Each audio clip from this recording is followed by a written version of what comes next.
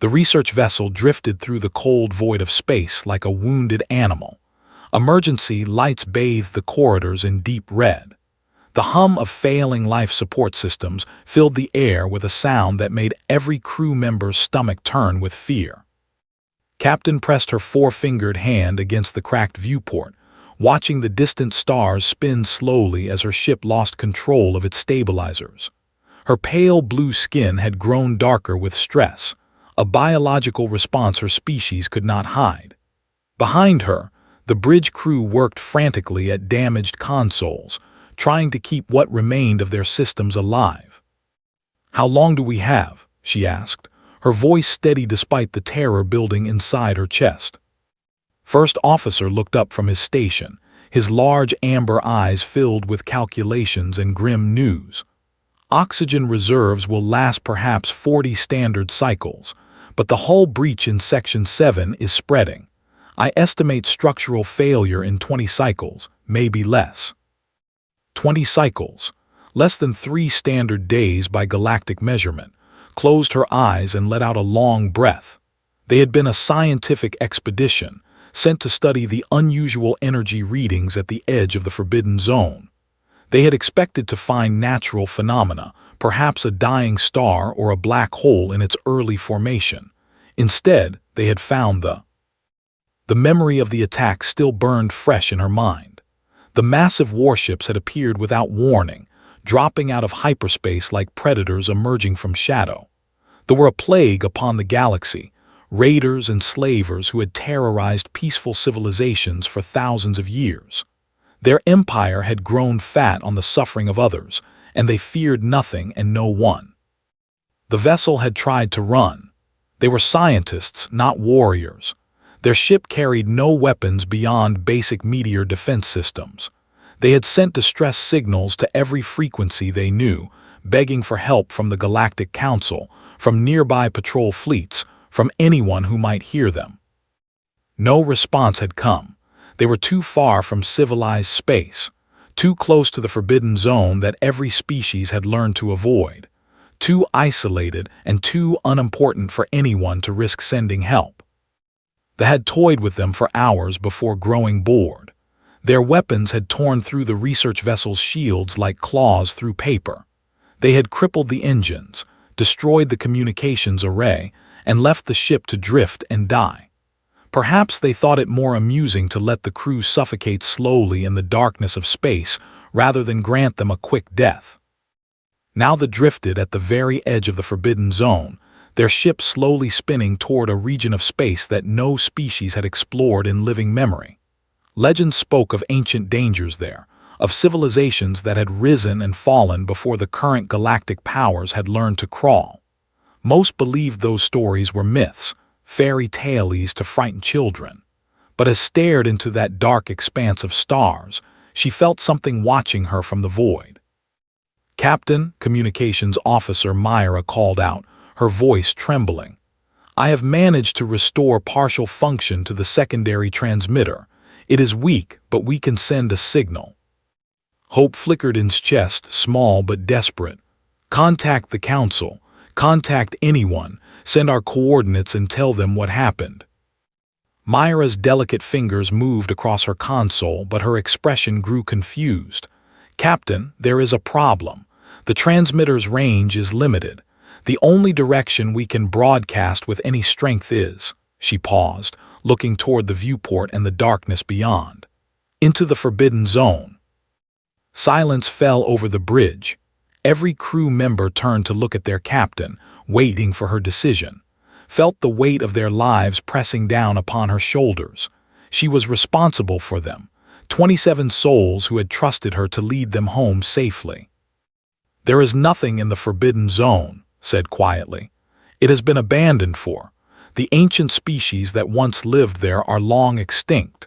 Sending a signal into that void would be wasting our final chance." "Perhaps," replied, "but doing nothing guarantees our death. At least sending a signal gives us some hope, however small." She turned to face her crew, seeing the fear in their eyes, the exhaustion, the fading hope. These were good people. scientists and explorers who had wanted only to expand their understanding of the universe. They did not deserve to die in this cold, forgotten corner of space. "Send the signal," she commanded. "Send it into the forbidden zone. Send it everywhere we can reach. If there is any chance that someone is listening, we must take it." Myra nodded and began working at her console. The ship's remaining power reserves flickered as the transmitter came to life, sending a desperate cry for help into the endless dark. 12 light-years away, in a region of space that appeared empty on every standard scanner, something stirred.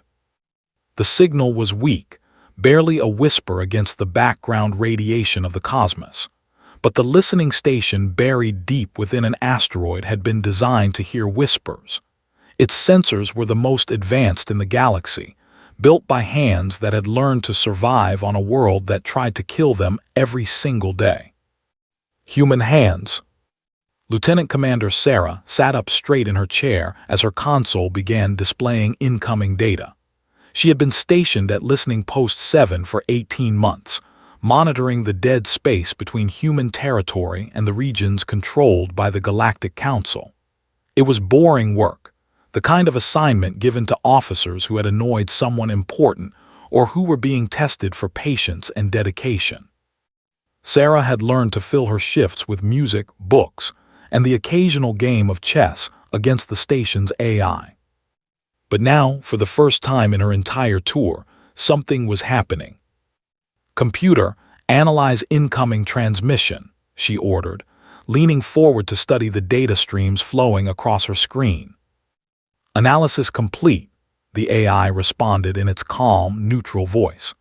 "The transmission is a standard distress signal using Galactic Council emergency protocols. The signal originates from coordinates at the edge of Sector 7G, approximately 12 light-years from this station.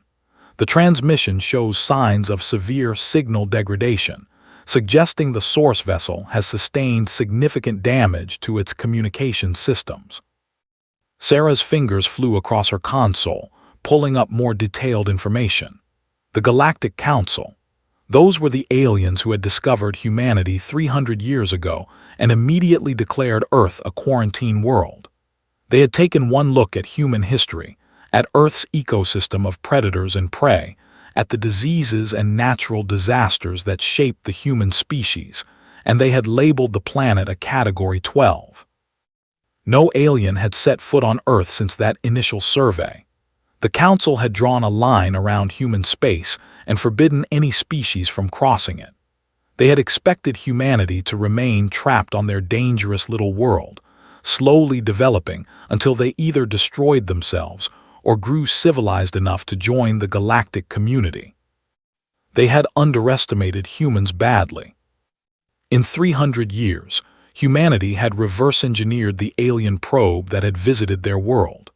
They had developed faster-than-light travel, colonized dozens of worlds, and built a military fleet that could challenge any power in the galaxy. They had done all of this in secret, hidden behind the quarantine line that the Council believed would contain them forever. The Council still thought Earth was a backwater world filled with primitive savages.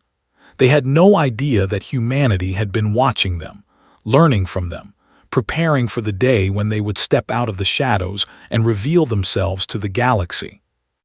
Sarah sent the distress signal data up the chain of command and waited. Within minutes, her console flashed with an incoming communication from Fleet Command.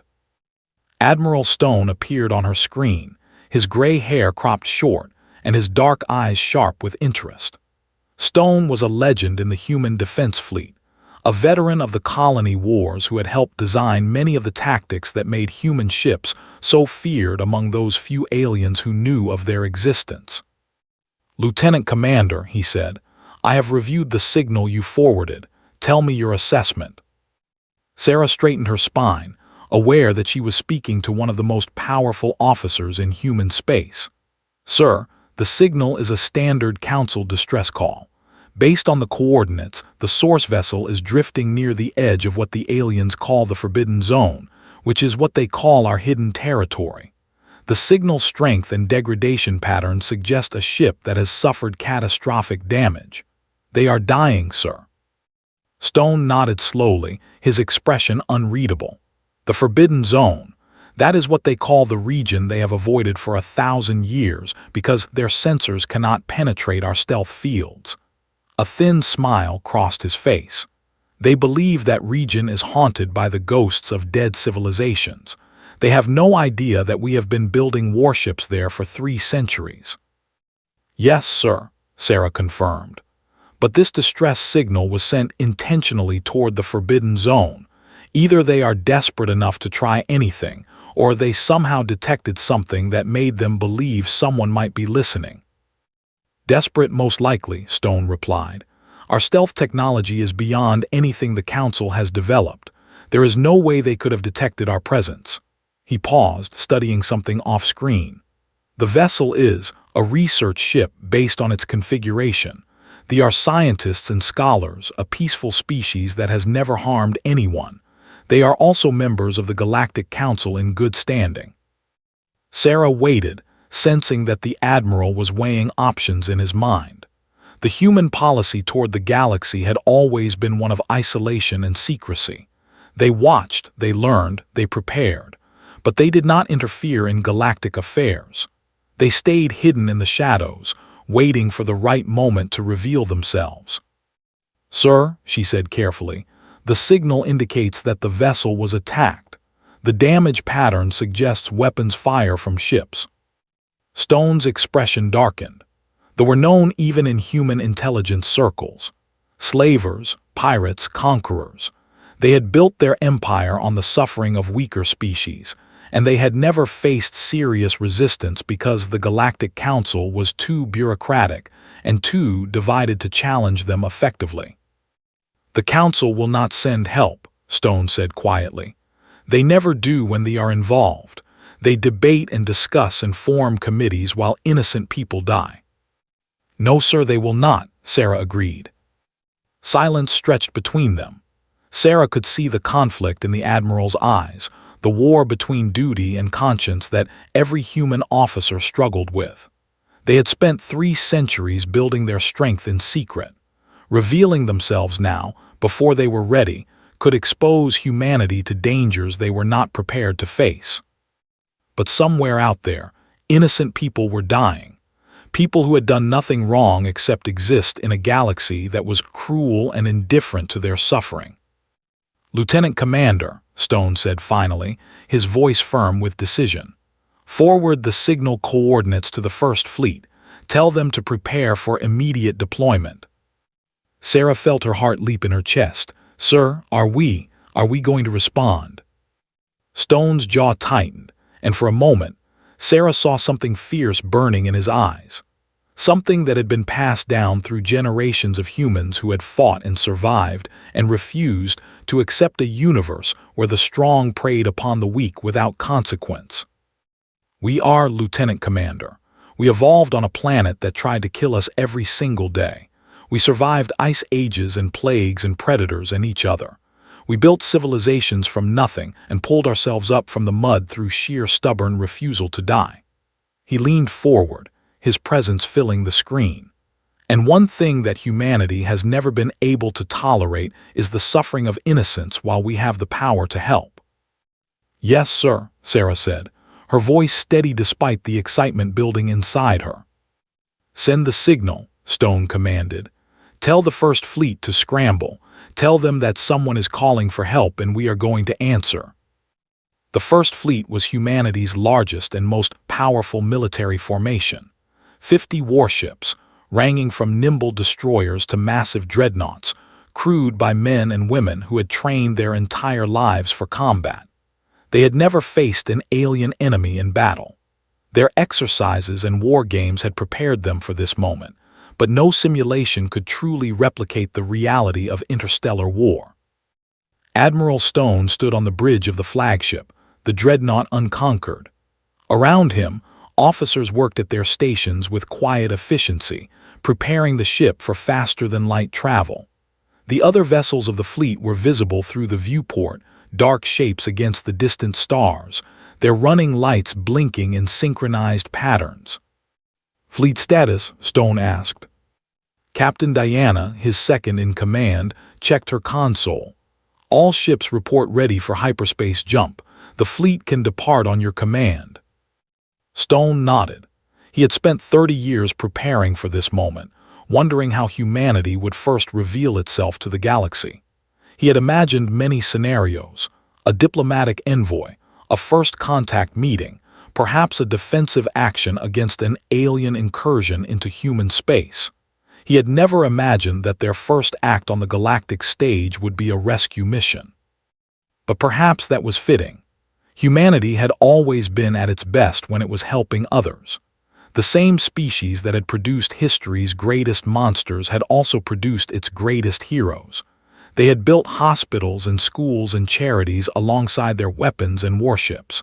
They were capable of terrible cruelty and incredible kindness, often at the same time. Today, humanity would show the galaxy their kindness, but if they got in their way, they would also show their fury. "Open a channel to all ships," Stone commanded. "Channel open, sir," the communications officer confirmed. Stone turned to face the bridge crew, then looked into the camera that would transmit his words to every vessel in the fleet. "This is Admiral Stone. In a few moments, we will make the first hyperspace jump in human history toward a destination outside our hidden territory. We will be entering space controlled by the Galactic Council, space where humanity is believed to be primitive savages trapped on a dangerous little world." He paused, letting his words sink in. "They are wrong about us. They have always been wrong about us, and today they are going to learn just how wrong they were. Somewhere out there, a ship full of innocent people is dying. They sent a distress signal into the void, hopping against hope that someone might hear them, someone might care enough to help." Stone's voice hardened with resolve. "We heard them, and we do care. They believe they are untouchable. They believe they can prey upon the weak without consequence. They believe that no one will ever challenge them because the galaxy is too afraid, too divided, too comfortable with its own cowardice to stand up and say no more. Today, we prove them wrong. Today, humanity steps out of the shadows. Today, we show the galaxy what are capable of when they decide to fight." He raised his fist in a gesture that would have been familiar to human warriors throughout history. "First Fleet, prepare for hyperspace jump. We have people to save."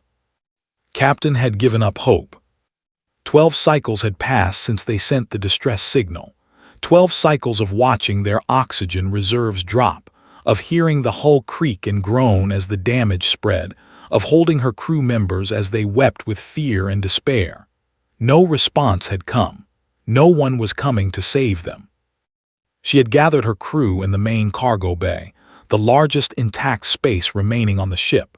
They had brought blankets and emergency rations, and they had tried to make themselves comfortable as they waited for the end. Some of them prayed to whatever gods their people believed in. Others wrote final messages to loved ones they would never see again. A few simply stared into the distance, their minds already accepting what their hearts refused to believe. Moved among them, offering what comfort she could. She touched their hands and spoke gentle words and told them that they had been brave. She told them that their work had mattered, that their lives had meaning, that the universe was better for having known them. She was not sure she believed any of it, but she knew they needed to hear it. "Captain," said quietly, appearing at her side, "I have completed my final calculations. The hull breach is spreading faster than I predicted. We have perhaps 8 cycles before total structural failure." 8 cycles, less than a day and a half. Felt something cold settle in her chest, but she forced herself to remain calm. Her crew needed her to be strong even now, especially now. "Thank you," she said. "Please do not share this information with the others. Let them have whatever peace they can find in their final hours." Nodded, his amber eyes filled with sadness. "I have been thinking about the signal we sent, into the forbidden zone. Do you think anyone heard it?" Looked toward the distant viewport, toward the dark expanse of stars that everyone had always avoided. I do not know. Probably not. The Forbidden Zone has been empty for thousands of years. Whatever civilizations once lived there are long gone. Perhaps, agreed, but I find myself hopping anyway. Is that foolish? No, replied. Hope is never foolish. It is what separates the living from those who have merely not yet died. She was about to say more when the ship suddenly shook with a violent tremor. Emergency alarms began blaring, and the red lights flickered to an even deeper shade of crimson. Stumbled, grabbing onto a nearby support beam to keep her balance. What was that? She demanded, fear spiking through her carefully maintained calm. One of the junior officers had managed to reach a working console. His face went pale as he read the data streaming across the screen. Captain, we are detecting massive energy signatures approaching our position. Multiple ships dropping out of hyperspace. His heart froze in her chest. They had returned. They had grown bored with letting their prey die slowly and had come back to finish the job. Or worse, they had come to take prisoners. How many ships? She asked, dreading the answer. The officer's voice trembled as he responded. Captain, I am reading 50 vessels, large ones, larger than anything in the Council Fleet Registry. 50 ships, an armada.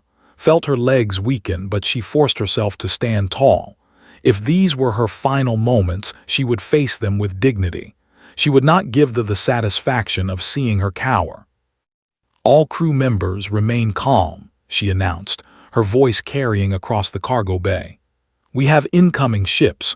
We will face whatever comes together as we have faced everything else. The crew gathered behind her, drawing strength from her presence even as terror filled their hearts. They watched the viewport, waiting for the massive warships to appear, waiting for the end. What they saw instead made no sense at all. The ships that dropped out of hyperspace were unlike anything had ever seen. They were dark and angular, their hulls bristling with weapons that looked capable of tearing through worlds. They were designed for war in ways that the peaceful could barely comprehend, every line and curve speaking of violence and power. But they were not. The design was completely unfamiliar. These ships did not match any profile in the galactic database. They were not council vessels. They were not from any known civilization. They were something entirely new. And they were heading directly toward the damaged research vessel. Captain, the junior officer called out, his voice filled with confusion. We are receiving a communication signal. They are trying to contact us. Stared at the approaching ships, her mind struggling to process what she was seeing. Put it through. The cargo bay speakers crackled with static, then cleared. A voice emerged, speaking in perfectly accented galactic common, the trade language used throughout known space. Vessel, this is Admiral Stone of the Human Defense Fleet. We received your distress signal and have responded. Please do not be alarmed. We are here to help. Human, the word echoed in his mind like a thunderclap. Humans were the primitive species from the quarantine world, the savages who lived on a Category 12. They were not supposed to have ships. They were not supposed to have a fleet. They were not supposed to exist beyond their dangerous little planet. But here they were, 50 warships, an admiral who spoke their language perfectly, a rescue fleet that had emerged from the very region that everyone in the galaxy believed was empty and abandoned. I do not understand, managed to say. You are humans from Earth. Yes, Captain, Admiral Stone replied. His voice was calm and confident, the voice of someone who was used to being in control of every situation. I imagine you have many questions, but for now, please understand that you are safe. We are sending medical teams and engineering crews to assist with your ship. We will get you home. Felt tears forming in her large eyes, but she blinked them away. She was a captain. She had to maintain composure in front of her crew, but inside, her heart was singing with a joy she had never expected to feel again. Why? She asked, her voice barely a whisper. Why did you come? We are nothing to you. We are not your people. We are not your allies. The Council has kept your species quarantined for centuries. Why would you risk revealing yourselves to save us?" There was a pause before Admiral Stone responded. When he spoke again, there was something warm in his voice, something that cut through the cold void of space like a flame in the darkness. "Because you needed help, and we were able to give it." The human ships moved with a precision that amazed the crew. Shuttles launched from the larger vessels, crossing the gap between the fleets in minutes. Medical teams in environmental suits began transferring to the damaged research vessel, carrying equipment and supplies that they did not recognize. Met the first team at the primary airlock, still struggling to believe that any of this was real. The humans who emerged were tall by galactic standards, their bodies solid and heavily muscled compared to the slender. They moved with an efficiency that spoke of extensive training, their hands already reaching for medical scanners and emergency tools. The leader of the team was a woman with dark skin and bright eyes that sparkled with intelligence. She introduced herself as Dr. Maya Jackson, Chief Medical Officer of the Unconquered. She took one look at the injured crew members and immediately began issuing orders to her team. "We have multiple cases of oxygen deprivation, radiation exposure, and physical trauma," she announced. "Set up triage in the main cargo bay. Priority goes to those with the worst symptoms. Move quickly but carefully." Watched in amazement as the human medical team went to work. They treated the injuries with a skill and knowledge that seemed impossible for a species that had supposedly never encountered alien life. They knew which medications would work on physiology. They knew how to operate equipment designed for species with 4 arms and blue skin. They seemed prepared for everything. "How do you know so much about us?" asked Dr. Jackson during a brief pause in the medical work. "Your species has been isolated for 300 years. How can you treat our injuries so effectively?" Dr. Jackson smiled, her expression kind but mysterious.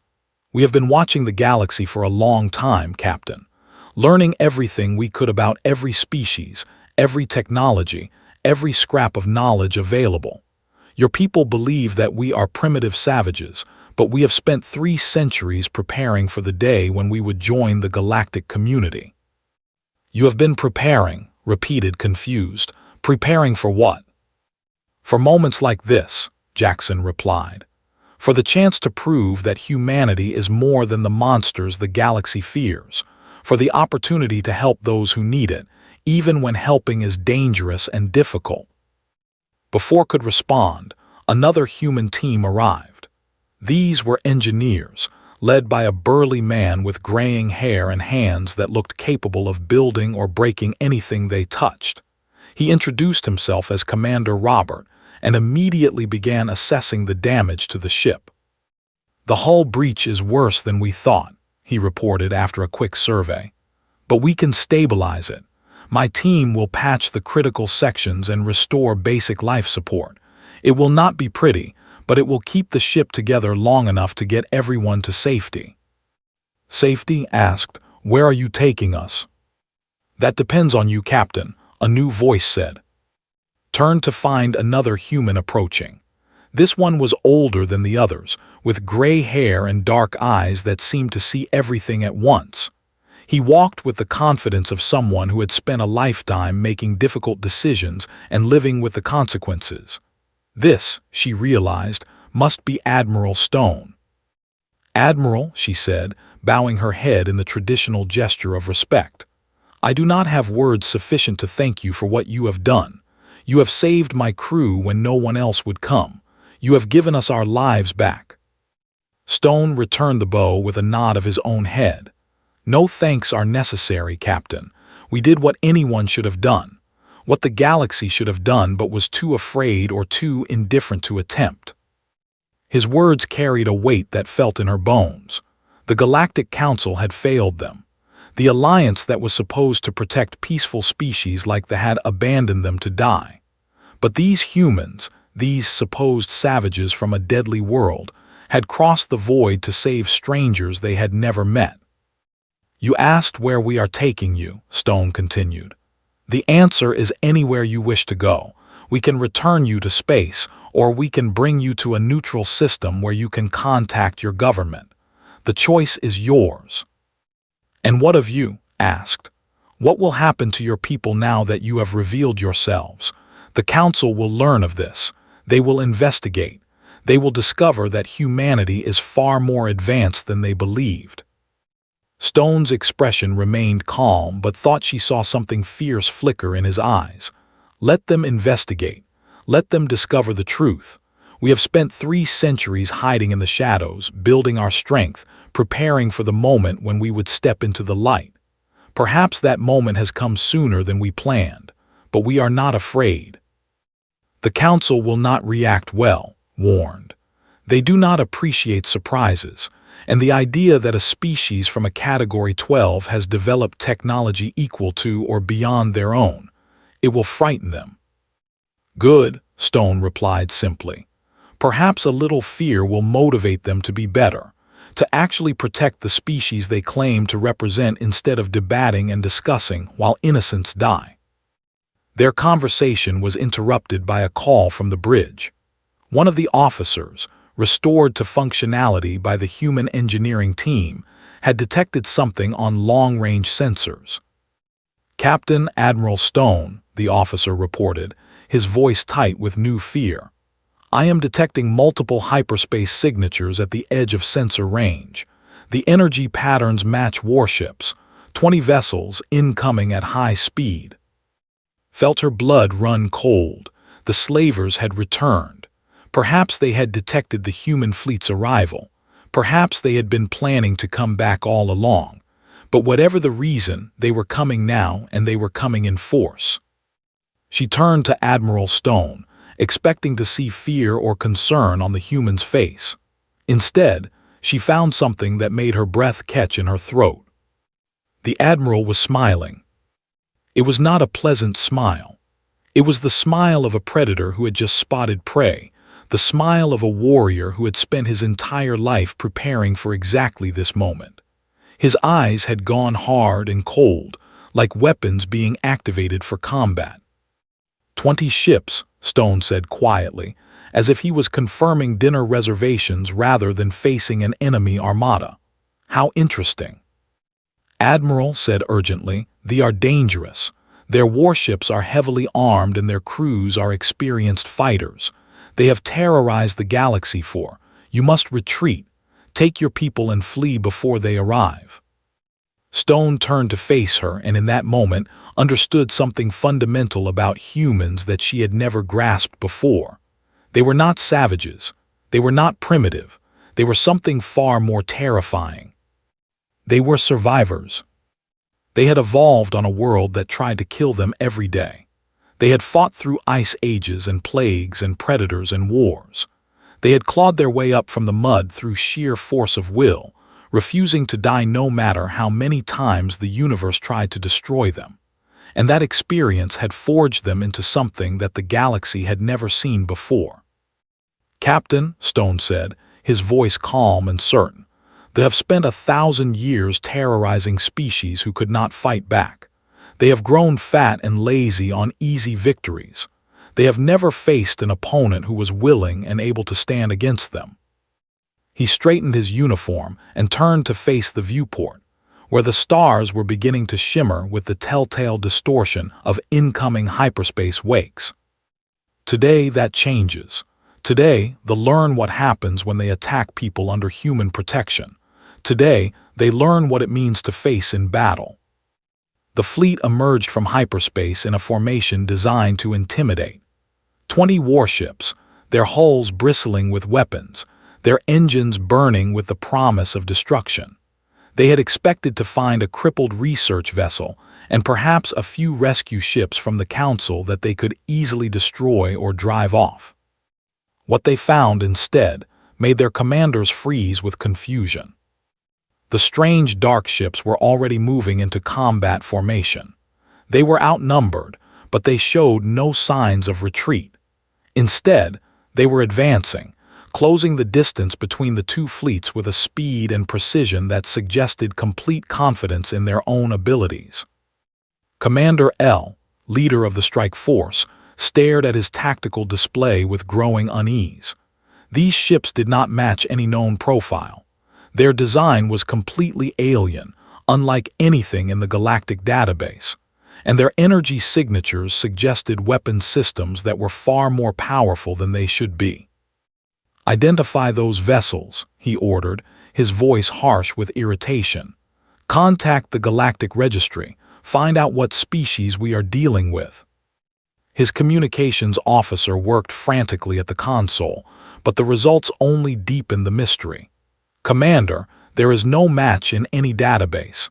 These ships are unknown. They appear to be from a species that has never been documented." El's eyes narrowed. A new species meant new opportunities. Fresh slaves, new technologies to steal, another civilization to conquer and absorb into the empire. Perhaps this encounter would be profitable after all. "Open a channel," he commanded. "Inform these newcomers that they are interfering with business.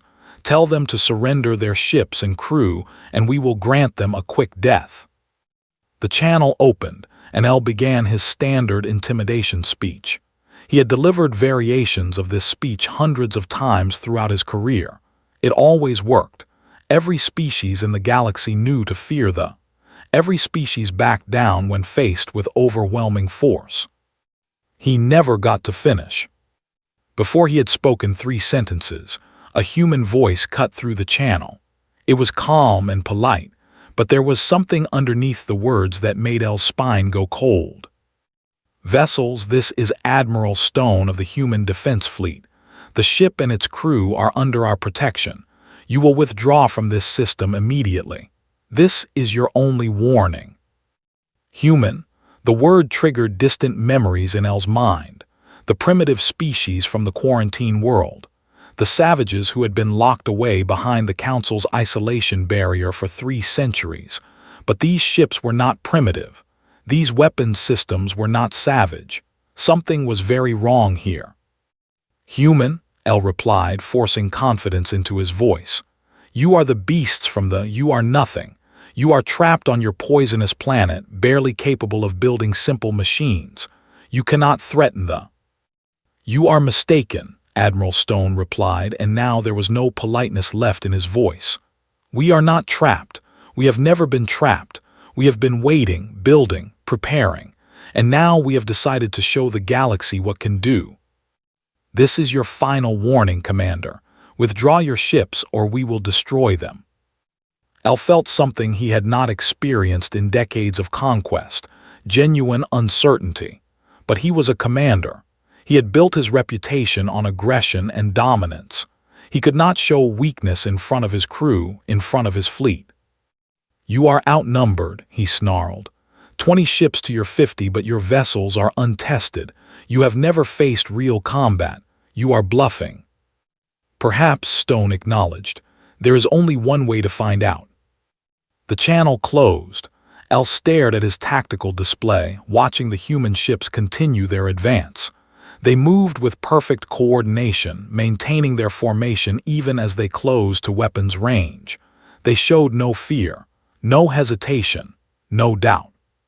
For the first time in his long career, El began to wonder if he had made a terrible mistake. The battle began with light. The human ships opened fire simultaneously, their weapon systems releasing bursts of energy that were far more powerful than anything El had ever seen.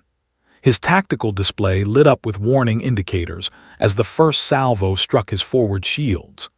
The impact shook his ship from bow to stern, throwing crew members from their stations and sending sparks flying from damaged consoles. "Return fire," El screamed. "All ships engage the enemy." The fleet responded with the full fury of their weapons. Energy beams and missile volleys streaked through the void, aimed at the dark shapes of the human ships. El watched with satisfaction as his attacks struck their targets. His satisfaction turned to horror when the human shields held. The weapons that had devastated countless civilizations were having minimal effect. The human shields absorbed the impacts with barely a flicker, dispersing the energy as if it was nothing more than background radiation. And while they were struggling to do damage, the human counterattacks were tearing through his fleet with devastating efficiency. One by one, ships began to fall. Their shields collapsed under the sustained human assault. Their hulls were breached by weapons that seemed designed specifically to exploit weaknesses. Their engines failed, leaving them drifting and helpless in the void. El watched in disbelief as his tactical display filled with red indicators. Disabled ships, destroyed weapons platforms, casualty reports flooding in from every vessel in his fleet. In less than 10 minutes, the battle had turned from a certain victory into a catastrophic defeat. "How is this possible?" he demanded, slamming his fist against his command console. "They are primitives. They are savages from a backwater world. How can they be doing this?" No one answered. His crew was too busy trying to keep the ship intact as another human salvo struck their failing shields. The flagship shuddered with the impact, and El heard the terrible sound of hull plates beginning to give way. He had underestimated them. The entire galaxy had underestimated them. The humans were not primitives. They were not savages. They were something far more dangerous. They were who had learned to wage war across the stars. Admiral Stone watched the battle from the bridge of the Unconquered with cold satisfaction. The fleet was crumbling, their ships disabled or destroyed at a rate that exceeded even his most optimistic projections. Human weapons technology was performing exactly as designed, and human tactics were proving devastatingly effective against an enemy that had never faced serious opposition. "Admiral," Captain reported, "the flagship is losing power. Their shields are down and their weapons are offline. They are defenseless." Stone nodded slowly. This was the moment he had been waiting for, the moment when the galaxy would learn what kind of people humans really were. "Open a channel to the commander," he ordered. The channel crackled to life, and Stone found himself face to face with a warrior who looked very different from the arrogant conqueror who had threatened him minutes earlier. El's confidence had been replaced by fear, his aggression by desperation. "What do you want?" El demanded, trying to maintain some shred of dignity. "You have won. Take your prize and be done with it." "I want you to deliver a message," Stone replied. "To your empire, to the Galactic Council, to every species in this galaxy who thinks they understand what humanity is." He leaned forward, his dark eyes boring into the commander's soul. "The age of human isolation is over. We are stepping out of the shadows that have hidden us for 300 years. We are taking our place among the stars, and we are making a promise to every species in this galaxy." Stone's voice hardened, carrying the weight of all human history behind it. "Anyone who needs help will receive it. Anyone who threatens innocence will face us. Anyone who thinks they can prey upon the weak without consequence will learn what it means to face in battle." He paused, letting his words sink in. "They have spent 1,000 years building an empire on the suffering of others. That ends today. You will release every slave in your territory. You will pay reparations to every species you have wronged. You will transform your society into one that contributes to the galaxy instead of parasitizing it." El's face twisted with outrage. "You cannot make such demands. You are one species against an empire. You cannot possibly enforce such conditions." Stone smiled, and this time, there was no warmth in it at all. "We just destroyed half your fleet in less than 15 minutes. We did it with a fraction of our forces, using weapons and tactics you have never seen before. We have been watching you for 300 years, learning everything about your technology, your strategies, your weaknesses. We know exactly how to defeat you." He leaned back in his chair, his expression calm and certain. "You have two choices, Commander. Accept our terms and begin the long process of becoming better, or refuse and watch as we systematically dismantle everything you have built." The silence stretched between them. El's expression shifted through anger, disbelief, calculation, and finally, something that looked almost like respect. You are not like the other species, he said slowly. The ones who talk endlessly but never act. The ones who form committees while innocents die. You actually mean what you say. Yes, Stone confirmed, we do. El closed his eyes for a long moment. When he opened them again, the fight had gone out of him. I will deliver your message, he said, but I cannot speak for my empire. I cannot promise that they will accept your terms. I understand, Stone replied, but they will hear the message, and they will know that humanity is watching. That should be enough for now. The channel closed, and Stone allowed himself a moment to absorb what had just happened. Humanity's first battle against an alien enemy.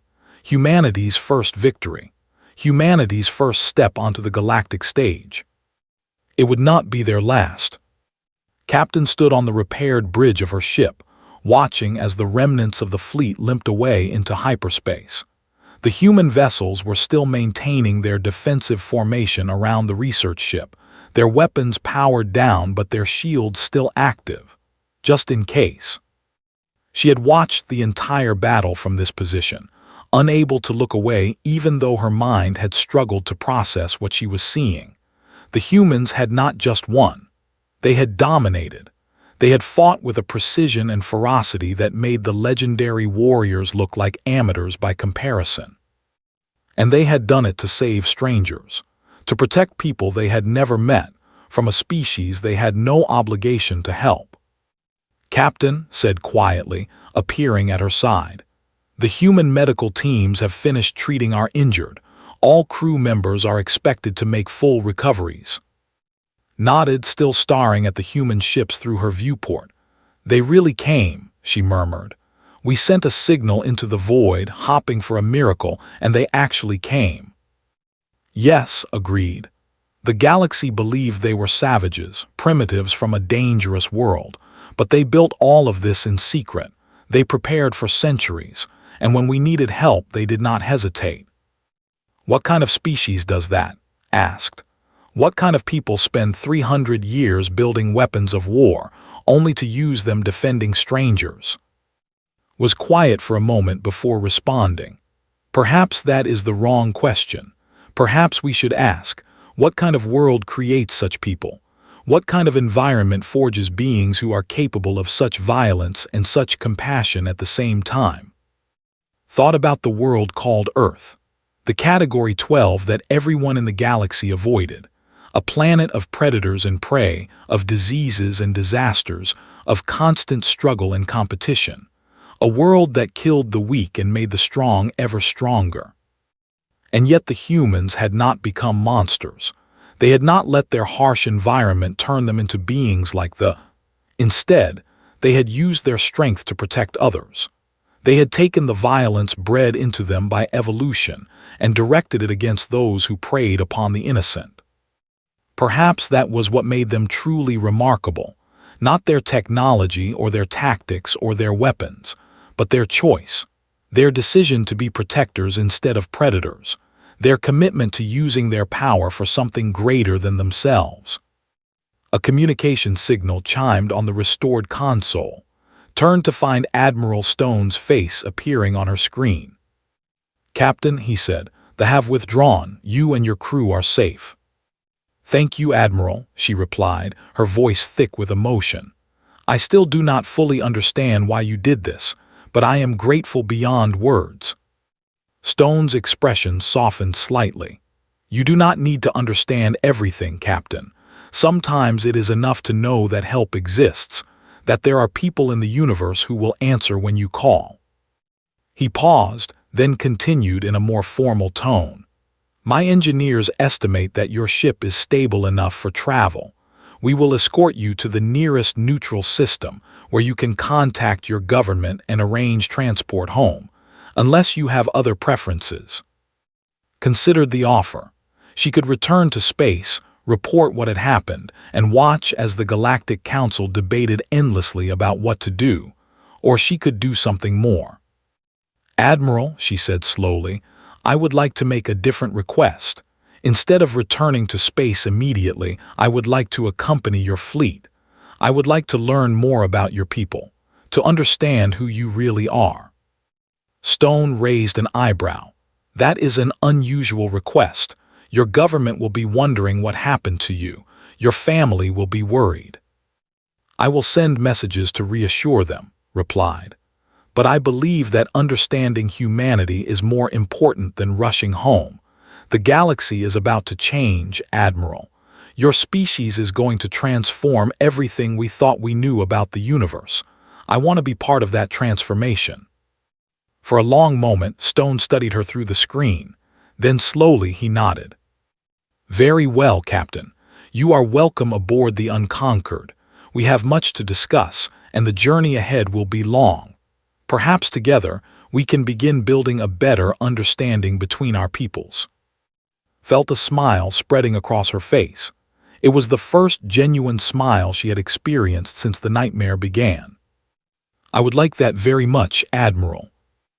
As the human fleet began preparing for departure, took one last look at the region of space that everyone had called the Forbidden Zone, the dark expanse of stars that had hidden humanity for 300 years, the void that had answered when she called for help. The galaxy would never be the same. The age of human isolation was ending. The age of human involvement was beginning, and had a feeling that she was going to witness something extraordinary. Something that would change everything. The Unconquered was nothing like any vessel had ever set foot upon. Its corridors were wide and built for beings who walked upright and heavy. The gravity was noticeably stronger than what she was used to, a constant reminder that these humans came from a world that crushed its inhabitants just by existing. The air carried unfamiliar scents, strange chemical traces that her sensitive nose could not identify. But strangest of all were the humans themselves. They moved through their ship with a casual confidence that spoke of complete ownership of their environment. Their footsteps were heavy and sure. Their voices carried easily through the metal corridors. They laughed and joked with each other, showing none of the quiet reverence that most species showed in the presence of advanced technology. They treated their incredible warship like it was nothing more than a comfortable home. Walked alongside Admiral Stone through the ship's primary research wing, trying to absorb everything she was seeing. Laboratories filled with equipment she did not recognize. Training facilities where human soldiers practiced combat techniques that looked more like dancing than fighting. Recreation areas where crew members played games and ate meals, and lived their lives as if they were not currently traveling through the stars in a vessel capable of destroying fleets. Your people seem very comfortable, she observed, watching a group of young officers laughing over some shared joke in a nearby corridor. Stone nodded, following her gaze. We have spent 3 centuries preparing for this moment. Our ships are built not just for war, but for life. We knew that when we finally stepped onto the galactic stage, we might be away from home for a very long time, so we made sure our vessels could serve as homes. But you are a military fleet, pointed out. A force designed for combat. How can you maintain discipline when your soldiers are so relaxed? Discipline does not require misery, Stone replied. Our people know when to be serious and when to rest. They train constantly, honing their skills until combat becomes instinct. But between training sessions and battles, they are allowed to be human, to laugh, to love, to live. It makes them better fighters, not worse. Considered this as they continued walking. The Galactic Council maintained its military forces through strict hierarchies and rigid protocols. Every soldier knew their place and never stepped outside it. The idea that a military could function while allowing its members such freedom was foreign to everything she had been taught. But then, humans were foreign to everything the galaxy knew. They reached a large observation deck that offered a stunning view of space beyond the ship. The stars stretched out in all directions, a tapestry of light against the endless dark. In the distance, could see the other vessels of the human fleet, their running lights blinking in synchronized patterns. I have been thinking about what you did, she said quietly. Coming to save us, revealing your presence to the galaxy, it was a tremendous risk. Yes, Stone agreed, it was. You could have stayed hidden. You could have let us die and maintained your secret for years longer. Why did you choose differently?" Stone was quiet for a long moment, staring out at the stars. When he spoke, his voice was thoughtful and measured. "Do you know the history of my species, Captain? Not the version the Galactic Council recorded after their brief survey, but our actual history." Shook her head.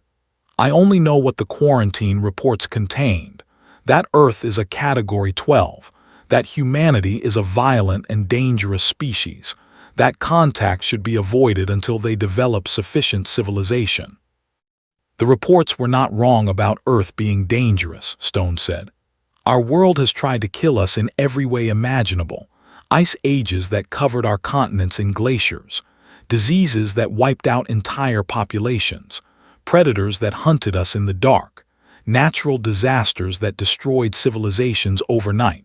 We survived all of it, but only barely." He turned to face her, his dark eyes holding memories that stretched back through countless generations. "But we did not just survive. We adapted. We invented. We built tools and weapons and societies. We learned to work together to protect each other, to sacrifice ourselves for those we loved. And somewhere along the way, we developed something that I believe is uniquely human." "What is that?" asked. "Compassion for strangers." The word hung in the air between them, turned it over in her mind, trying to understand its significance. "Every species cares for its own," Stone continued. "Family bonds, tribal loyalties, national identities. These are common throughout the galaxy, but humans develop something more. We learn to care about people we have never met. People who look different from us, who speak different languages, who live on the other side of our world. We built systems of aid and charity and rescue that extended far beyond our own communities. We did this because we understood suffering. We had experienced so much of it ourselves that we could not ignore it in others. We saw ourselves in every being who struggled and suffered and fought against impossible odds. And we decided that we would help them, whenever and however we could." Stared at him, a new understanding forming in her mind. "That is why you came, not because we were valuable to you, not because saving us served some strategic purpose, but because you could not bear to let us die when you had the power to save us." "Yes," Stone confirmed, "that is exactly why." They stood in silence for a while, watching the stars slowly drift past the observation windows. Felt something shifting inside her, some fundamental assumption about the universe being rearranged into a new configuration. "The galaxy fears your species," she said finally. "They believe you are monsters from a world of monsters, but that is not what you are at all, is it?" "We are exactly what our world made us," Stone replied. "Survivors, fighters, beings who refuse to give up no matter how difficult things become, but we are also protectors, healers, beings who use our strength to shelter those who cannot shelter themselves." He smiled and for the first time saw warmth in his expression. "The galaxy does not need to fear us. The galaxy needs to understand us, and perhaps in time it will." The news of humanity's emergence spread through the galaxy like wildfire. Communication networks that normally carried trade data and political announcements were suddenly flooded with reports of the battle at the edge of the Forbidden Zone. The defeat, the unknown species that had appeared from nowhere, the rescue of the research vessel. Within days, the Galactic Council had called an emergency session. Representatives from every major species gathered in the Great Assembly Hall on the Council, their faces displaying a range of emotions from curiosity to terror. The chamber buzzed with whispered conversations and heated debates. High Counselor called the session to order, his tall form casting a long shadow across the speaker's platform. The had led the council for centuries, their species serving as neutral arbiters in galactic affairs. They prided themselves on wisdom and measured judgment. But today even looked shaken. "Fellow representatives," he began, his voice carrying across the vast chamber, "we face a situation unprecedented in the history of our alliance. A species that we believe to be primitive and confined to there has revealed itself to possess technology equal to or exceeding our own. They have engaged and defeated a significant force. They have made demands of one of the galaxy's most powerful empires. He paused, letting the weight of his words settle over the assembly. The humans have broken the quarantine that has contained them for 300 years. The question before us is, what do we do now? The chamber erupted in chaos. Representatives shouted over each other, each trying to make their voice heard above the din. Some demanded immediate military action against the human threat. Others called for diplomatic contact and negotiation. Still others suggested strengthening the quarantine and pretending that nothing had changed. Through it all, one representative remained silent. Ambassador of the delegation sat in her seat, watching the pandemonium with a calm expression that seemed out of place amid the chaos. She had received detailed reports from Captain. She knew things about the humans that no other representative in this chamber understood. Finally, when the shouting had died down enough for voices to be heard, rose to speak. "High Counselor," she said, her melodic voice cutting through the remaining noise, "may I address the assembly?" Nodded, curiosity flickering in his ancient eyes. They were known for their peaceful nature and scientific minds. They rarely involved themselves in political disputes. For their ambassador to request the floor at such a moment was unusual. "The council recognizes ambassador," announced. "You may speak." Stepped forward to the center platform, where all eyes could see her clearly. She took a moment to compose her thoughts before beginning. "Fellow representatives, I have information that may change the nature of this discussion. Information that comes directly from the humans themselves." The chamber went silent.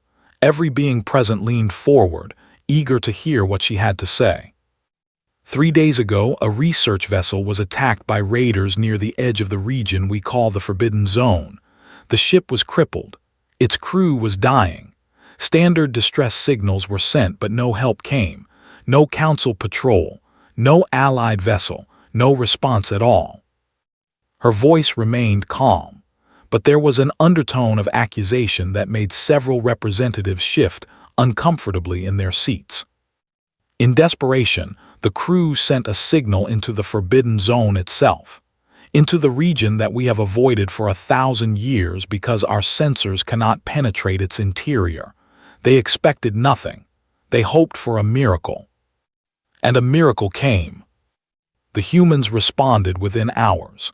They deployed an entire fleet to rescue a ship full of strangers from a species they had never encountered. They provided medical care, engineering support, and protection. And when they returned to finish their attack, the humans defended the ship with their own lives. Paused, letting her words sink in. "I have received reports from Captain, who commanded the research vessel. She has been aboard the human flagship for the past 3 days, observing their society and speaking with their leaders. What she has told me contradicts everything we believed about the humans. They are not savages. They are not monsters. They are a sophisticated civilization that has spent 3 centuries developing in secret, building their strength while we ignored them.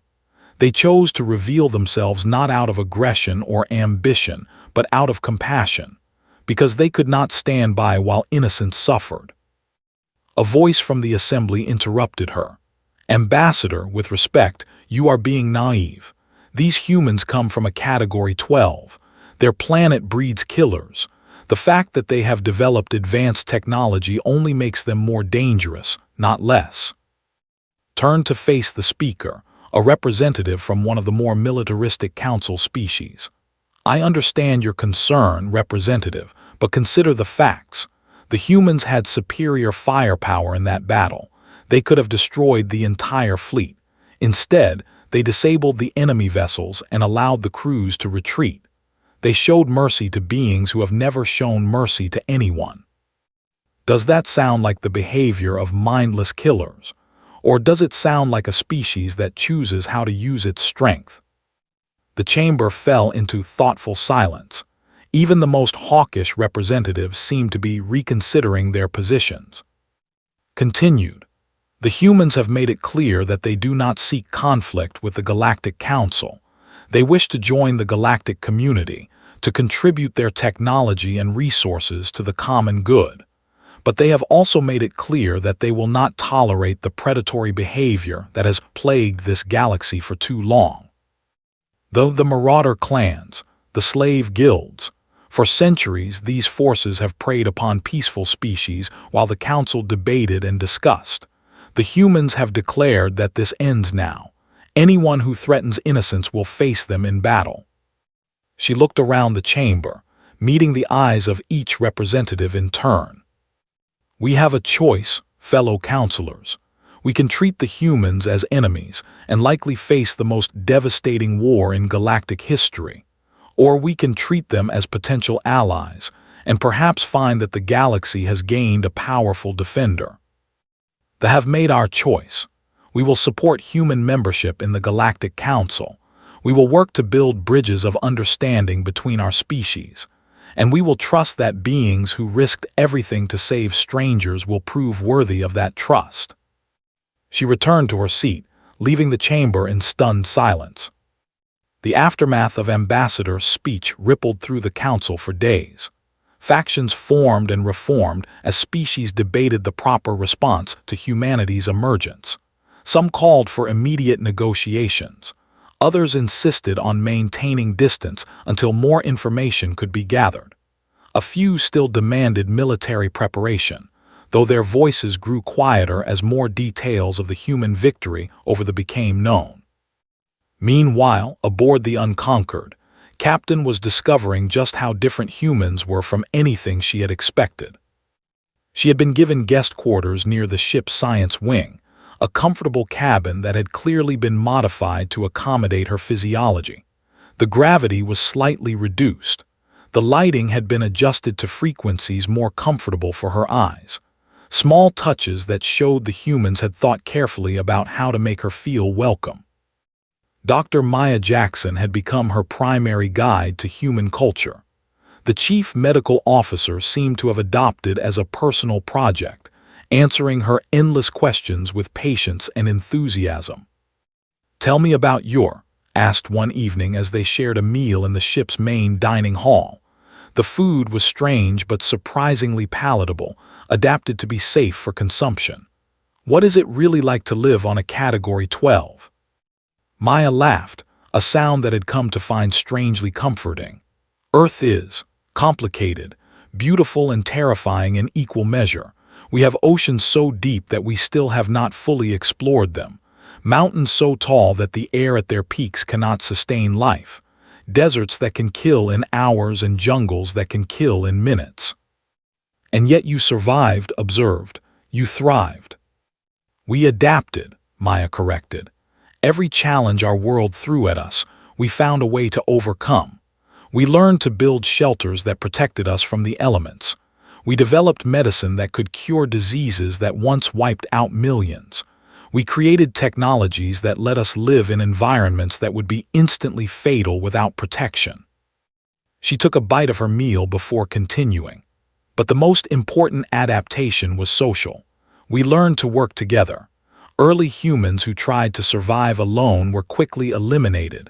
Only those who formed groups, who helped each other, who sacrificed for the common good, managed to pass on their genes. Evolution selected for cooperation, realized. Your harsh environment made teamwork a survival trait." "Exactly. We are competitive beings, yes. We can be aggressive and territorial, but we are also deeply social.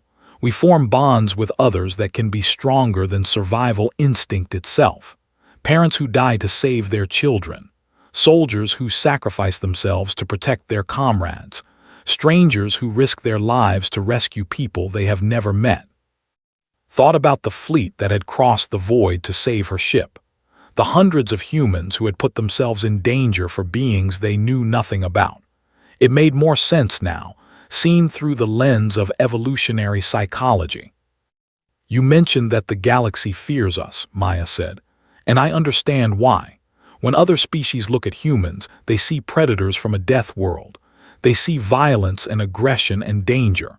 What they do not see is the other side of our nature, the compassion and loyalty and love that evolved alongside our survival instincts. We are capable of terrible things. Our history is filled with wars and atrocities and cruelties that we are deeply ashamed of, but we are also capable of incredible kindness, of art and music and literature that expresses the best of what we are, of heroism that defies logic and self-sacrifice that makes no evolutionary sense. She leaned forward, her eyes bright with conviction. That duality is what makes us human. We are not one thing or the other. We are both, and we get to choose every day which aspect of our nature we express. The humans who built this fleet, who came to rescue your ship, who stood against they chose to be protectors. They chose to use their strength for others instead of against them. Absorbed this, feeling her understanding of humanity deepen. They were not monsters or angels. They were beings caught between light and darkness, constantly struggling to be better than their instincts demanded. Perhaps that was why they were so determined to help others, because they understood struggle, because they knew what it meant to fight against parts of yourself that wanted to cause harm, because they had learned that the best way to defeat your own demons was to use your strength in service of others. "Thank you," she said quietly, "for helping me understand." Maya smiled. "Thank you for wanting to understand. Not everyone in the galaxy will give us that chance. Having allies like the will make the path ahead much easier." The path ahead proved more complicated than anyone had anticipated. Word of humanity's victory over the had spread throughout the galaxy, but the reactions were not uniformly positive. While some species saw the humans as potential liberators from the predatory powers that had long threatened them, others viewed the emergence of a powerful new force with deep suspicion. They themselves were divided. Many of their commanders wanted revenge, demanding a massive retaliatory strike against the human fleet, but their leadership had reviewed the battle data and understood what it meant. The humans had won decisively while significantly outnumbered. Their technology was at least a generation ahead of anything they possessed. A direct military confrontation would be suicide. Instead, they chose a different strategy. They sent diplomatic envoys to other suspicious species, forming an unlikely coalition of those who feared human power. They whispered about the danger of allowing to gain influence in galactic affairs. They painted pictures of human aggression and expansion, warning that the rescue of the was merely a prelude to conquest. Admiral Stone had anticipated this response. He knew that 3 centuries of isolation could not be undone with a single act of heroism. Changing the galaxy's perception of humanity would require patience, consistency, and careful diplomacy. He was discussing strategy with his senior officers when the communication arrived. "Admiral," the communications officer reported, "we are receiving a priority signal from human space. It is marked as urgent." Stone frowned. The human government rarely interrupted fleet operations with urgent communications. Whatever had prompted this message must be serious. "Put it through to the conference room," he ordered. The senior officers gathered around the main display as the image of President appeared on screen. She was a woman in her 60s, with silver hair and sharp eyes that missed nothing. Stone had served under her command for over a decade and had enormous respect for her judgment. "Admiral Stone," she said, her expression grave, "I apologize for interrupting your mission, but circumstances have changed." "What has happened, Madam President?" "We have received intelligence that they are planning something significant. They have been in contact with multiple other powers, attempting to form an alliance against humanity. We believe they are close to success." Stone's jaw tightened. "How close?" "Close enough that we need to move our timeline forward. The government has decided that waiting for gradual acceptance is no longer viable. We need to establish ourselves as a major galactic power quickly, before the coalition against us solidifies. Captain leaned forward. How do we do that? We have revealed ourselves to the galaxy, but we are still vastly outnumbered. Even with our technological advantages, we cannot fight the entire galaxy at once. President nodded. You are correct, Captain, which is why we are not going to try to fight the galaxy. We are going to save it. The officers exchanged confused glances.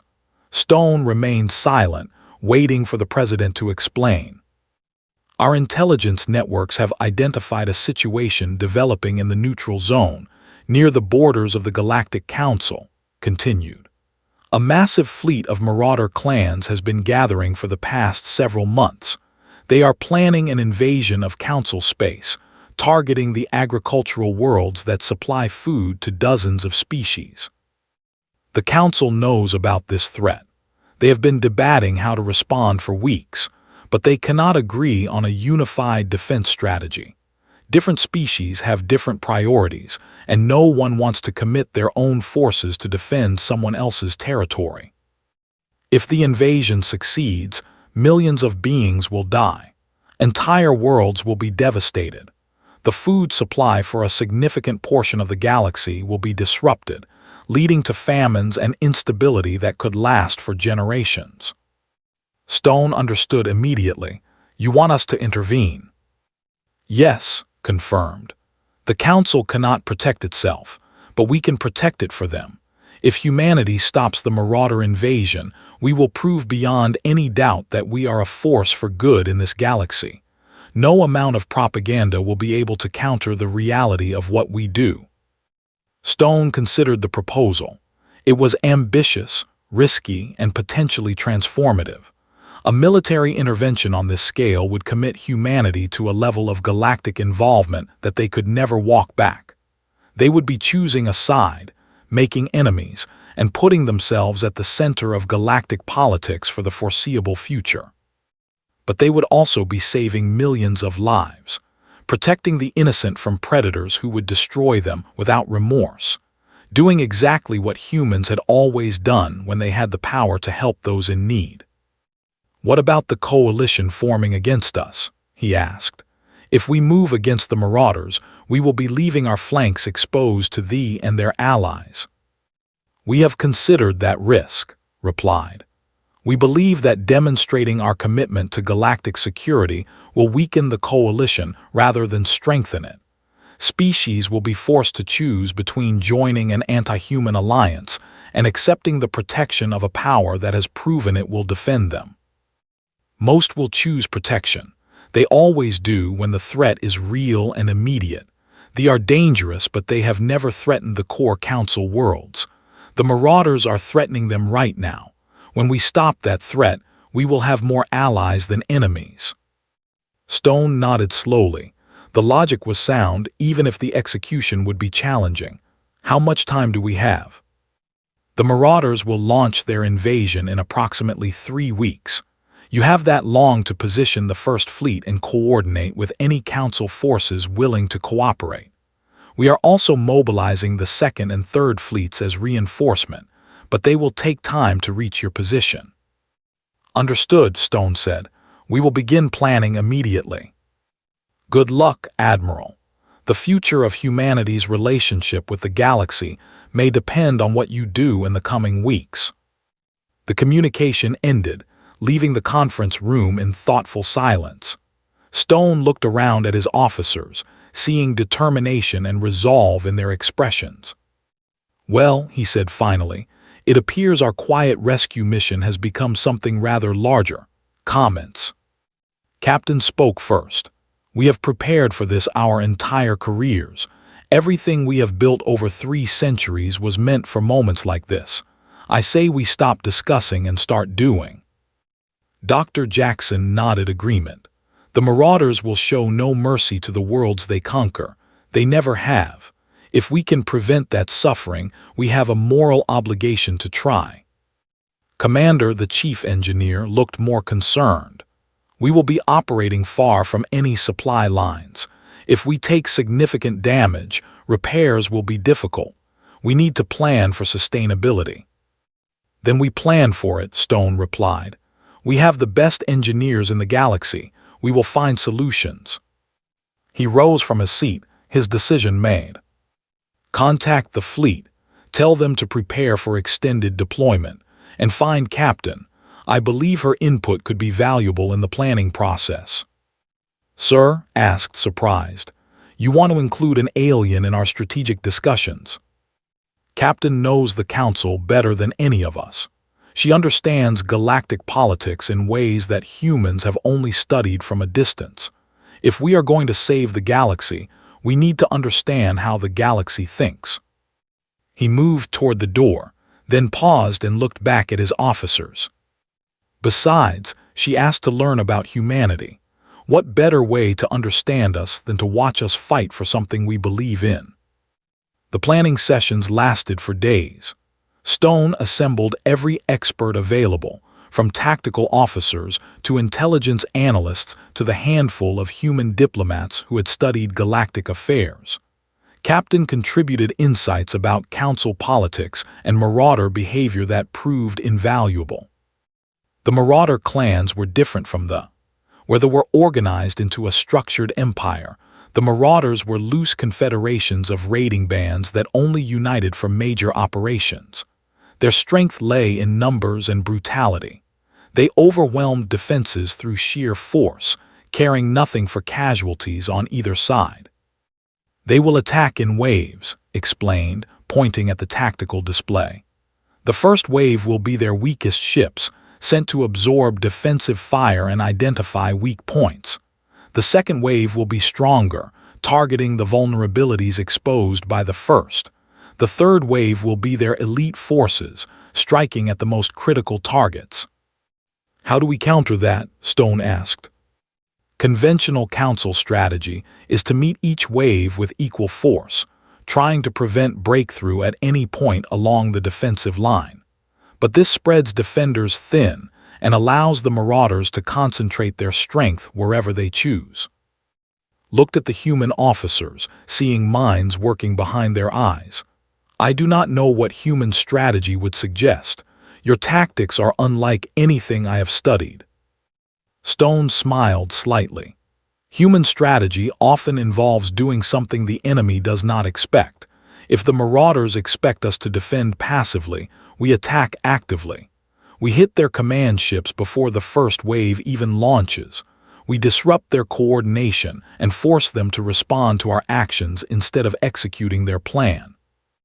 That would require precise intelligence about their fleet disposition, noted.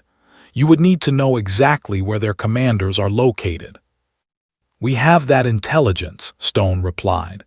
Our observation probes have been watching the marauder staging area for weeks. We know which ships carry their clan leaders. We know their communication frequencies. We know their weaknesses. Stared at him. You have been watching them. How long have humans been observing galactic affairs without our knowledge? 3 centuries, Stone admitted. We learned very early that knowledge was our greatest weapon. We sent probes everywhere, studied everything, built a picture of the galaxy that is probably more complete than the Council's own intelligence services. That is remarkable and somewhat terrifying. We never used that knowledge to harm anyone, Stone pointed out. We watched and learned, but we did not interfere, until now.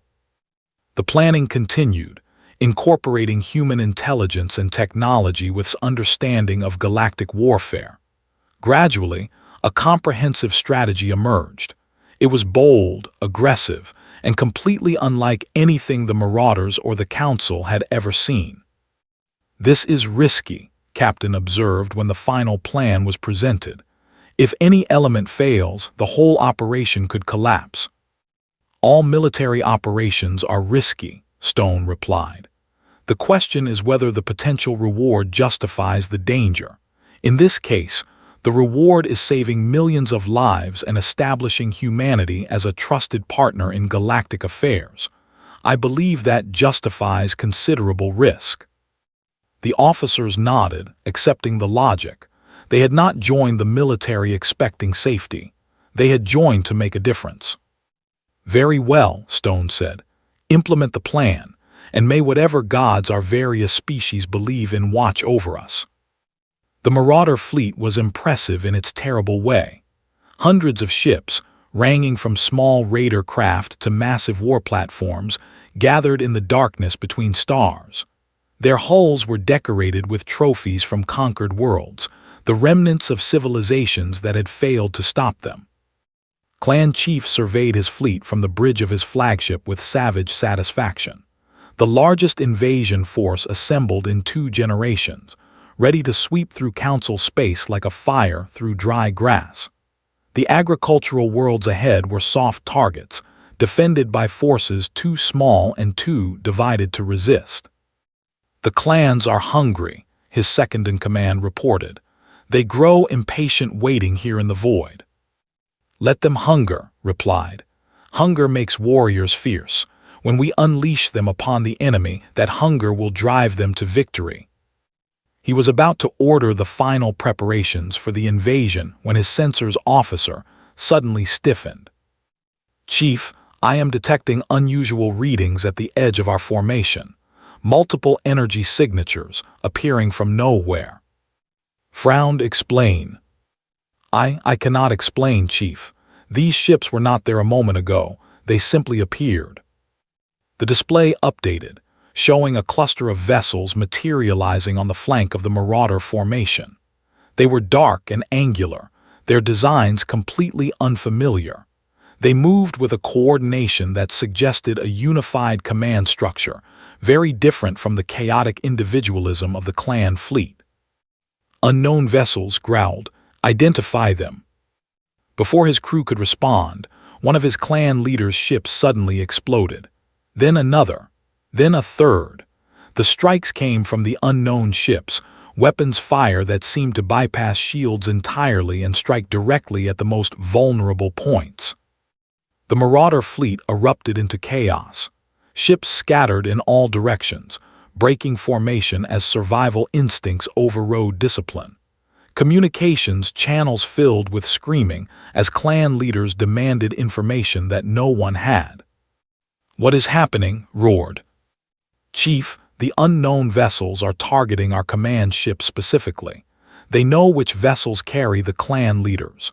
They are eliminating our leadership." Watched his display fill with destruction indicators.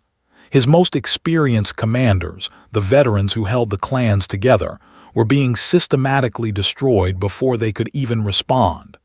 The attack was surgical, precise, and devastatingly effective. "All ships regroup on my position," he ordered. "Focus fire on the attacking vessels, destroy them." But his orders had barely been transmitted when his own ship shuddered from an impact. Warning alarms screamed as damage reports flooded in from every section. "Shields failing, Chief. Hull breach in sections 3 through 7. Weapons systems are offline." Stood frozen, unable to comprehend what was happening. His fleet, the largest gathering of Marauder strength in generations, was being dismantled in minutes. The unknown enemy struck with impossible speed and accuracy, as if they could predict every move the clans made. A communication signal broke through the chaos, accepted it without thinking, desperate for any information that might help him understand. A human face appeared on his screen. The creature was smaller than had expected, with soft skin and strange flat teeth, but its eyes held something that made its warrior instincts scream in warning. "Clan Chief," the human said, "I am Admiral Stone of the Human Defense Fleet. Your invasion force has been neutralized. Your command structure has been destroyed. You have lost." Tried to speak, but no words came. His mind struggled to process the impossible situation. "You have 2 choices," Stone continued. "Surrender your remaining vessels and face judgment for your crimes against galactic civilization, or continue fighting and be destroyed. Choose now." Around, his crew stared at their displays in shock. The Marauder fleet was scattered and broken, individual ships fleeing in all directions. The coordinated invasion force that had threatened to devastate Council space had ceased to exist in less than an hour. had never surrendered in his life, but he had also never faced an enemy like this. An enemy that seemed to know everything, that struck with precision he could not match, that had demolished his fleet without breaking a sweat. For the first time in his long career of conquest, understood what it felt like to be helpless. "I accept your terms," he said finally, the words tasting like ash in his mouth. "We surrender." News of the Marauder defeat spread through the galaxy even faster than word of the battle. The coalition that had been forming against humanity suddenly found itself without a foundation. Species that had been listening to warnings about human aggression now saw a very different picture. A powerful species that had used its strength to protect the innocent. The Galactic Council session that followed was unlike any in memory. Representatives who had demanded military preparation against the humans now spoke in favor of diplomatic contact. Species that had feared the emergence of a new threat now wondered if they had gained a new protector. Ambassador addressed the assembly again, her voice carrying a note of vindication. "I told this body that the humans could be allies," she reminded them. "I told you that their nature was not what the quarantine reports suggested. Now you have seen the proof. They had nothing to gain from stopping the Marauder invasion. The threatened worlds were not their concern, and yet they committed their entire First Fleet to the battle, risking their lives to save strangers." She paused, letting her words sink in. "The humans have a saying, actions speak louder than words. Their actions have spoken. The question now is whether we will listen." High Counselor rose to respond. "The Council acknowledges the service the humans have performed. We are grateful for their intervention in the Marauder crisis. However, gratitude does not eliminate concerns about a powerful new species entering galactic affairs. We propose a formal diplomatic mission to human space. Representatives from multiple Council species will travel to Earth and observe human civilization firsthand. Based on their reports, the Council will consider a proposal for human membership in our alliance." The vote was called. For the first time in galactic history, a motion regarding the humans passed without significant opposition. Admiral Stone received the news of the diplomatic mission with mixed emotions. On one hand, it represented exactly what humanity had hoped for, a chance to prove themselves to the galaxy on their own terms. On the other hand, it meant opening human space to outside observation for the first time since the original quarantine. Captain found him in his quarters, staring out at the stars as he so often did when deep in thought. "You seem troubled," she observed. "Not troubled exactly," Stone replied. "Just reflective. We have spent 3 centuries building in secret. Now we are about to invite the galaxy to see what we have created. It feels like the end of one era and the beginning of another." "Is that not what you wanted? To step out of the shadows and take your place among the stars?" "Yes, but wanting something and being ready for it are different things." He turned to face her. "What do you think the Council representatives will see when they visit Earth?" Considered the question carefully. "I think they will see a world that is beautiful and terrible, a species that is capable of great compassion and great violence, a civilization that has grown strong through struggle and learned wisdom through suffering. They will be frightened by some of what they see. Humans are intense in ways that most galactic species are not. Your emotions run deeper. Your commitments are more absolute. Your capacity for both love and hate exceeds anything in our experience. But they will also be impressed by your technology, your creativity, your determination, by the way you have turned the challenges of your into strengths, by the depth of your loyalty to each other and to your principles." She moved to stand beside him at the viewport. "Mostly, I think they will be surprised. Surprised that the monsters they expected to find are not monsters at all. Surprised that the savages from the quarantine world are more civilized than many species who have been traveling the stars for. Surprised that the most dangerous species in the galaxy has chosen to be a force for good." Stone smiled, some of the tension leaving his shoulders. You paint a hopeful picture. I speak what I believe to be true. The humans I have come to know are worthy of respect. They are worthy of trust, and they are worthy of a place in the galactic community. Thank you, Captain. Your friendship has meant a great deal to me during these difficult weeks. Returned his smile. And yours has meant a great deal to me, Admiral. When I sent that signal into the void, I never imagined it would lead to this, to understanding, to alliance, to hope. She reached out and took his hand in hers, an intimate gesture among the galaxy is changing.